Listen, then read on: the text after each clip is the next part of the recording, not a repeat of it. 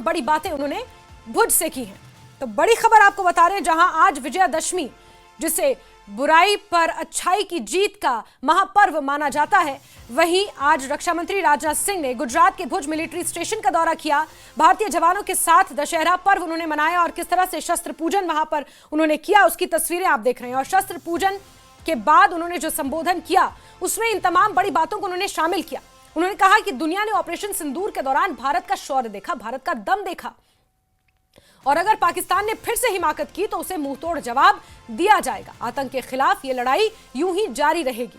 शस्त्र केवल शक्ति प्रदर्शन के लिए नहीं है, यह रक्षा मंत्री राजनाथ सिंह ने स्पष्ट किया। जरूरत पड़ने पर शस्त्रों की हम सिर्फ पूजा ही नहीं करते, बल्कि बखूबी से उनका इस्तेमाल करना भी जानते हैं। साथ ही साथ उन्होंने एक और महत्वपूर्ण बात कही कि सर क्रीक से एक रास्ता कराची भी जाता है। बड़ी खबर आपको बता रहे हैं, जहां रक्षा मंत्री राजनाथ सिंह ने पाकिस्तान को एक बार फिर से भुज की भूमि से ललकारा है और पाकिस्तान पर एक बार फिर से कड़ा प्रहार किया है। तो बड़ी खबर आपको बता रहे हैं, जहां रक्षा मंत्री राजनाथ सिंह भुज मिलिट्री स्टेशन पहुंचे थे, जहां पर उन्होंने शस्त्र पूजन भी किया और वहां पर जवानों के साथ विजयादशमी का यह पर्व मनाया।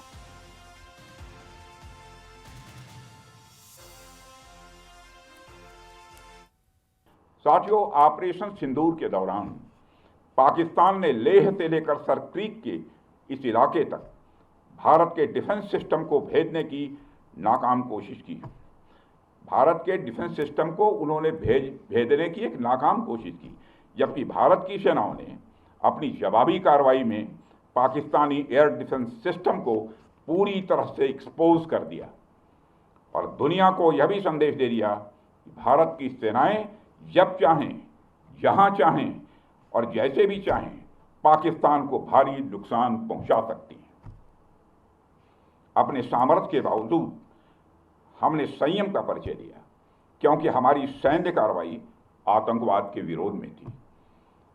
इसको एस्केलेट करके जंग छेड़ना ऑपरेशन सिंदूर का उद्देश्य कभी नहीं था। मुझे इस बात की खुशी है कि भारतीय सेनाओं ने ऑपरेशन सिंदूर के सभी मिलिट्री ऑब्जेक्टिव यानी सभी लक्ष्यों को सफलतापूर्वक प्राप्त करने में कामयाबी हासिल की है। मगर आतंकवाद के खिलाफ हमारी लड़ाई जारी है। आज़ादी के 78 साल बीत जाने के बावजूद सर क्रीक इलाके में सीमा को लेकर एक विवाद खड़ा किया जाता है। भारत ने कई बार बातचीत के रास्ते इसका समाधान करने का प्रयास किया है, मगर पाकिस्तान की नीयत में खोट है, उसकी नीयत साफ नहीं है। जिस तरह से हाल में पाकिस्तान की फौज ने सर क्रीक के सटे इलाकों में अपना मिलिट्री इंफ्रास्ट्रक्चर बढ़ाया है, वह उसकी नीयत बताता है। साथियों, भारत की सीमाओं की रक्षा भारतीय सेनाएं और बॉर्डर सिक्योरिटी फोर्स मिलकर मुस्तैदी से कर रही हैं। अगर सर क्रीक इलाके में पाकिस्तान की ओर से कोई भी हिमाकत की गई तो उसे ऐसा करारा जवाब मिलेगा कि इतिहास और भूगोल दोनों बदल जाएंगे मेरे साथियों। और 1965 की जंग में भारत की सेना ने लाहौर तक पहुंचने का सामर्थ्य भी दिखाया। आज 2025 में पाकिस्तान को याद रखना चाहिए कि कराची का एक रास्ता क्रीक से ही होकर गुजरता है। संकल्प के साथ साथ शक्ति भी यह आवश्यक है, और वह शक्ति शस्त्र के माध्यम से ही प्रकट होती है। इसलिए हमारे यहाँ शस्त्रों की पूजा को भी उतना ही महत्व दिया गया है। शस्त्रों का सम्मान करने का एक अर्थ अपने सैनिकों का सम्मान करना भी है, जो उन्हें धारण करते हैं। इसलिए हमारे पूर्वजों ने हमें यह मार्गदर्शन दिया, केवल शास्त्र, ज्ञान, विद्या और संस्कृत को ही संजोना पर्याप्त नहीं है, बल्कि शस्त्रों की शक्ति भी उतनी ही आवश्यक है। और हमारे पूर्वजों की वही शिक्षा आज भी हम सभी के अंदर है। ऑपरेशन सिंदूर में पूरी दुनिया ने इस बात का अनुभव किया है, और शस्त्र पूजा इस बात का प्रतीक है कि भारत सिर्फ शस्त्र की पूजा नहीं करता है, बल्कि समय आने पर शस्त्रों का इस्तेमाल करना भी जानता है। आप हमारे देवी देवताओं की प्रतिमाओं को ध्यान से देखिए, उनके एक हाथ में शास्त्र है तो दूसरे हाथ में शस्त्र है, क्योंकि हमें वह संदेश देते हैं कि शास्त्रों की रक्षा शस्त्र से ही की जा सकती है। अगर हमारे पास ज्ञान है लेकिन उसे बचाने के लिए हमारे पास शक्ति नहीं है तो स्वाभाविक रूप से वह ज्ञान नष्ट हो जाएगा। और इस बीच हमारे साथ खास मेहमान जुड़ चुके हैं। ग्रुप कैप्टन उत्तम कुमार रिटायर्ड रक्षा विशेषज्ञ हैं। उत्तम कुमार सर, आपका बहुत बहुत स्वागत करती हूं। वहीं ब्रिगेडियर विजय सागर धीमान सर हैं, रिटायर्ड रक्षा विशेषज्ञ, हमारे साथ जुड़े हुए हैं। विजय सागर धीमान सर, आपका भी बहुत बहुत स्वागत करती हूं। उत्तम सर, आपसे मैं समझना चाहूंगी, जिस तरह से अब हम हमारे रक्षा मंत्री हों, प्रधानमंत्री हों, गृह मंत्री हों, या हमारे तमाम जो फ्रंटलाइन लीडरशिप है, हम उनके बयान अब सुनते हैं तो उनके बयानों में बहुत सारी अब एक अलग ऊर्जा, एक अलग नैरेटिव हमें देखने को मिलता है, क्योंकि भारत की छवि विश्व में हमेशा से शांति प्रिय देश के तौर पर रही है और हमेशा से सरल और एक सभ्य देश की तरह हमारी छवि रही है। लेकिन ऑपरेशन सिंदूर के बाद हम जिस तरह से उभर कर सामने आए हैं, वो तमाम चीजें अब हमारी फ्रंटलाइन लीडरशिप के बयानों में साफ नजर आ रही हैं। सर जी हाँ जास्मीन जी, इसमें कोई शक नहीं है कि भारत आज भी एक बहुत सभ्य देश है और आने वाले समय पे भी हम अपने शत्रुओं के साथ एक सभ्य तरीके से पेश आएंगे। लेकिन इसके लिए शर्त यह है कि शत्रु भी या हमारा पड़ोसी मुल्क भी हमारी तरफ उसी नजर से देखे। अगर पड़ोसी मुल्क हमारी तरफ टेढ़ी निगाहों से देखेगा तो आज का जो भारत है, हमारी जो लीडरशिप है, वह जानती है कि फिर उसका जवाब किस तरह से देना जाएगा। देखिए, ऑपरेशन सिंदूर के दौरान हमने पाकिस्तान को बहुत क्लियर कर दिया है और आज तक क्लियर किया हुआ है कि अगर पाकिस्तान भारत के साथ दोस्त बनना चाहता है तो वह कश्मीर का राग अलापना बंद कर दे और कश्मीर में अपने टेररिस्ट को भेजना बंद कर दे।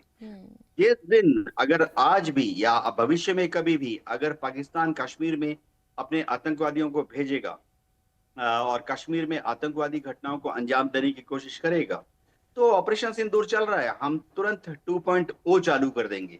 और जरूरी नहीं है कि ऑपरेशन 2.0 सिर्फ कश्मीर की तरफ होएगा या जम्मू की तरफ होगा। जैसा कि राजनाथ सिंह जी ने बहुत क्लियरली कहा, इस बार 2.0 गुजरात से, कच्छ से शुरू हो सकता है। बिल्कुल जी, बिल्कुल बिल्कुल।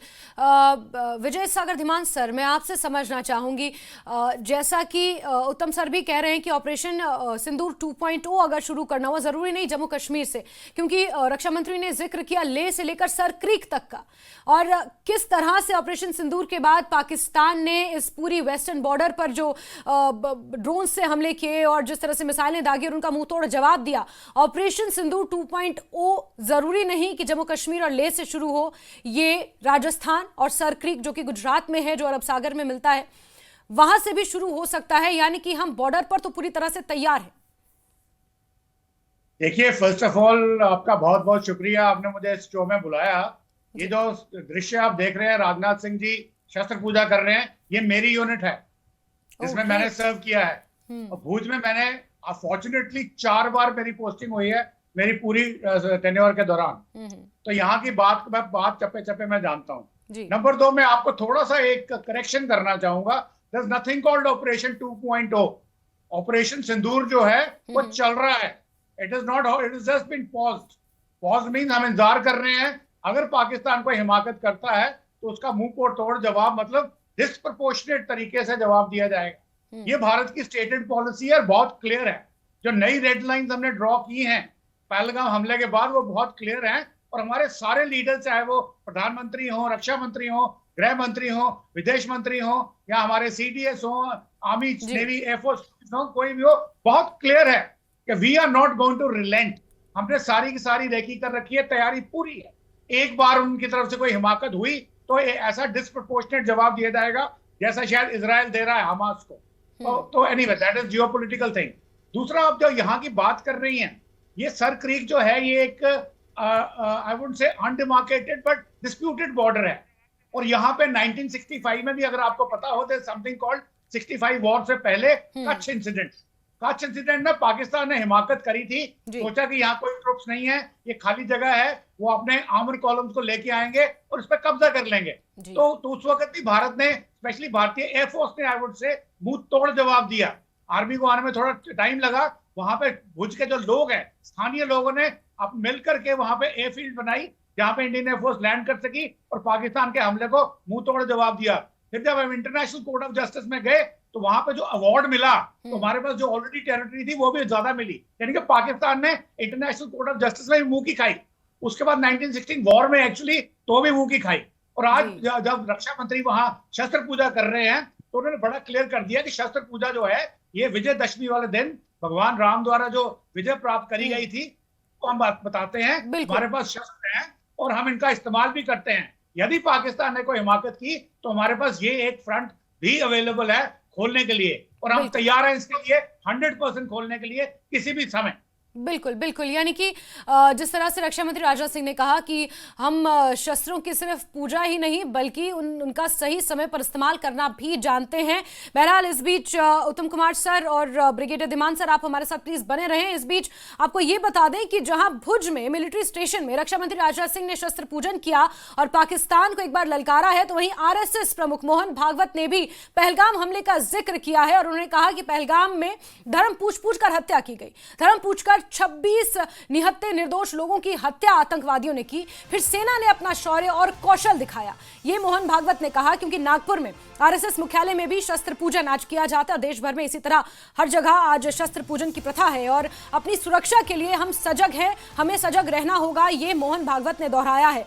तो चाहे हमारी सरकारें हों या तमाम इस तरह के संगठन हो जो देश की रक्षा में 100 सालों से लगे हुए हैं, देश के लिए न्यौछावर है 100 सालों से, उन तमाम संगठनों का भी यही मानना है कि समय आने पर भारत अपनी शक्ति को पहचान चुका है और जानता है और मुंह तोड़ जवाब देना आतंकवाद को भली भांति जानता है। मेहमान हमारे साथ लगातार बने हुए हैं और लेकिन इस बीच मोहन भागवत ने क्या कुछ कहा, सुनिए। एक दुर्घटना पहलगाम की भी हुई, हमला हुआ सीमा पार के आतंकियों के द्वारा, 26 भारतीय नागरिकों की उनका धर्म पूछकर हत्या की। लेकिन उसके चलते सारे देश में प्रचंड दुख और क्रोध की लहर पैदा हुई। पूरी तैयारी करके सरकार ने, हमारी सेना ने उसका बहुत पुरजोर उत्तर दिया।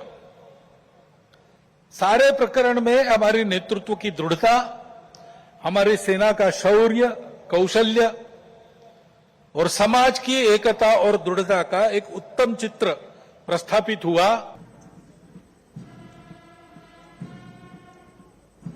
प्रमुख मोहन भागवत को भी आपने सुना और उन्होंने भी ये कहा कि हमने ऑपरेशन सिंदूर के दौरान जिस तरह से मुंहतोड़ जवाब दिया, हम अपनी शक्ति को पहचानते हैं। उत्तम कुमार सर, आज चाहे हम हमारी सरकारों की बात कर लें जिनके हाथ में कमान है, चाहे हम हमारे मिलिट्री जो स्टाफ है उनकी बात कर लें या फिर स्वयंसेवक संघ की बात कर लें, आज हर कोई इस बात को जानता है कि अगर ईंट का जवाब पत्थर से किस तरह देना है और ऑपरेशन सिंदूर के दौरान हमने जो अपना दम दिखाया है वो जज्बा अभी भी जारी है, चाहे वो देश के नागरिकों में हो, चाहे RSS के कार्यकर्ताओं में हो, चाहे हमारे देश के लीडर्स में हो, हर एक जगह, चाहे क्रिकेट के मैदान पर हमारे खिलाड़ियों में हो, हर जगह वो जज्बा अभी भी कायम है।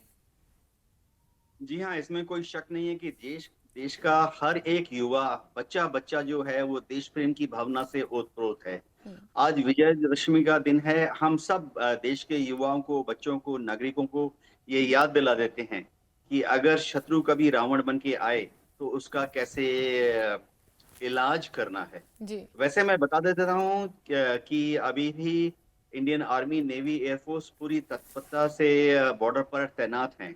एक्सरसाइज ऑपरेशन सिंदूर के तहत ये आदेश है कि हम पूरी तरह से डिफेंसिव जो कार्रवाइयां हैं उनको 100% अलर्ट मोड पर रखे हुए हैं और अगर जरूरत पड़े तो महज 2 घंटे के नोटिस पर हम ऑफेंसिव कार्रवाइयां भी कर सकते हैं। अच्छा, विजयदशमी का दिन है तो ये हमें याद रखना पड़ेगा कि हम शस्त्र पूजा करते हैं। शस्त्र की पूजा भारत में हजारों साल से हो रही है, सैकड़ों साल से हो रही है और हम शस्त्र का इस्तेमाल अपने को अपनी जो कॉन्स्टिट्यूशन है, हमारा संविधान है जी। और हमारे देश की जो सीमाएं हैं उसके रक्षा के लिए करते हैं। हमने हजारों साल से शस्त्र का इस्तेमाल करके कभी भी दूसरे किसी मुल्क को या दूसरे किसी समुदाय को अपने अधीनस्थ करने की कोशिश नहीं की है। ये दिखाता है कि हमारे देश में शस्त्र जो है उसका क्या रोल है। जी। शस्त्र का इस्तेमाल सत्य की विजय के लिए है, ना कि शत्रु का नाश करने के लिए। सिंदूर के टाइम में आप देखिए, हमने जैसे ही शत्रु को कौशन कर दिया और उसको समझा दिया, हमने युद्ध विराम कर दिया। हमने शत्रु को नाश करना यानी टोटल वॉर की तरफ नहीं गुजरे। तो ये दिखाता है कि शस्त्र का इस्तेमाल जब भी भारत करेगा, हम बहुत सोच समझ के कम से कम ताकत का इस्तेमाल करेंगे भविष्य में भी। बिल्कुल बिल्कुल। विजय सागर धीमान सर, मैं आपसे अब ये समझना चाहूंगी कि क्या हम ये कह सकते हैं कि असल मायने में हम अपनी ताकत को पहचान चुके हैं, और यही कारण है कि जैसे उत्तम कुमार सर ने भी कहा कि हम एकदम एक्शन मोड में हैं। हमारी सीमाएं, तीनों जो सेनाएं हैं वो सीमा पर पूरी तरह से तैनात हैं और 2 घंटे के अंदर अंदर हम किसी भी तरह की कार्रवाई करने के लिए तैयार हैं। हम एकदम एग्रेसिव मोड में इस वक्त हैं और इसी को हम आगे कंटिन्यू करेंगे। यास्मीन, हमें पहले से हमेशा से ही पता था कि हमारी ताकत क्या है। ये नहीं कि हमने अपनी ताकत को अभी पहचाना है, हमें हमेशा से ही मालूम था क्या ताकत था। परंतु हम भारतीय हैं और भारत में क्या है कि हजारों सालों से हमारी कुछ प्रथाएं चली आ रही हैं जी। वासुदेवाय विश्वकर्म कुटुंबकम, वासुदेव कुटुंबकम, हम उसमें बिलीव करते हैं। भारत का अगर इतिहास देखें 5-10 हजार वर्षों का, हमने कभी किसी देश पर चढ़ाई नहीं करी है। हमने हमेशा ही पीसफुल रही है। ये लैंड ऑफ बुद्धा है, यहाँ पे हम उनके प्रिंसिपल्स को मानते हैं। परंतु क्या हो रहा था, उससे हमारा फायदा उठाया जा रहा था और कुछ पॉलिटिकल पार्टी जो नेतृत्व में थी, फॉर व्हाट एवर रीजन, अपनी आइडियोलॉजी की वजह से वो हमारा एक सॉफ्ट पहलू दुनिया को दिखाने पे लगे हुए थे और जो हमारा एक्चुअल स्ट्रेंथ है उसको छुपाया गया for whatever reason. But आज ये है कि वो हमने बोला now and no more, now and no more. अब हम डरेंगे नहीं। और इसका रीजन एक ये भी है कि आज विश्व के जियोपॉलिटिकल सीन के ऊपर हमारी काफी जो स्ट्रेंथ है वो बढ़ चुकी है। जब हम बोलते हैं तो लोग सुनते हैं। आज हम टेबल पे जगह मांगते नहीं है, लोग हमारे लिए जगह बनाते हैं। तो आज उस सिचुएशन में जब पहुंचे हैं तो कोई हमारे ऊपर एक अन्यायपूर्ण बात, निर्दोषों की हत्या, विमेन, चिल्ड्रन, उनको उनके मारा जाए, उनको या उनके फादर्स को या ब्रदर्स को या हस्बैंड्स को उनको मारा जाए, उनका सिंदूर मिटाया जाए, तो ये अब हम नहीं लेंगे। जो हमारी प्रेजेंट मोदी गवर्नमेंट है, यहाँ पे पॉलिटिकल क्लास, हमारी डिप्लोमेटिक क्लास, हमारी जो मिलिट्री एस्टैब्लिशमेंट है, सीडीएस है, इंटेलिजेंस एजेंसीज हैं, डिफेंस मिनिस्ट्री है, सारे के सारे एक ही मोड पे हैं और सब ये कहते हैं कि देखिए हमने रेड लाइंस ड्रॉ कर दी हैं और ये रेड लाइंस हमारी नई वाली हैं और दुनिया को हम बता रहे हैं। डिप्लोमेटिकली हम पूरा ऑफेंसिव हमने दुनिया में शुरू कर रखा है। 79 कंट्रीज में हर हफ्ते ब्रीफिंग होती है कि क्या हो रहा है, लोगों को बताया जा रहा है कि एपिसेंटर ऑफ टेरर कहाँ है, कौन है, अगर उनके यहाँ पे भी टेरर फैल रहा है। बिल्कुल बिल्कुल धीमान सर, और सिर्फ हमारे जो तमाम चीजें आपने गिनाई, हमारी सरकारें, जो मिलिट्री की लीडरशिप है, हमारे सीडीएस हैं, ये तमाम लोग ही नहीं बल्कि देश का बच्चा बच्चा, जैसे कि उत्तम कुमार सर ने भी कहा, देश का हर एक नागरिक इसी मोड में है कि एक और कार्रवाई, एक और घटना पाकिस्तान की तरफ से भारत में और उसे युद्ध की कार्रवाई कहा जाएगा। और यही कारण है कि हमारी सीमाओं पर हमारी सेनाएं पूरी तरह से तैनात हैं और हम किसी भी वक्त किसी भी तरह से रिटेलिएट करने के लिए, एक्शन लेने के लिए पूरी तरह से तैयार हैं। ये हमारे लीडरशिप की बयानों में भी साफ झलकता है, जो भुज मिलिट्री स्टेशन से रक्षा मंत्री राजनाथ सिंह ने दोहराया है एक बार फिर। और इसी के साथ ग्रुप कैप्टन उत्तम कुमार सर, आपका बहुत बहुत शुक्रिया। रिटायर्ड ब्रिगेडियर विजय सागर धीमान सर, आपका भी बहुत बहुत शुक्रिया इस चर्चा में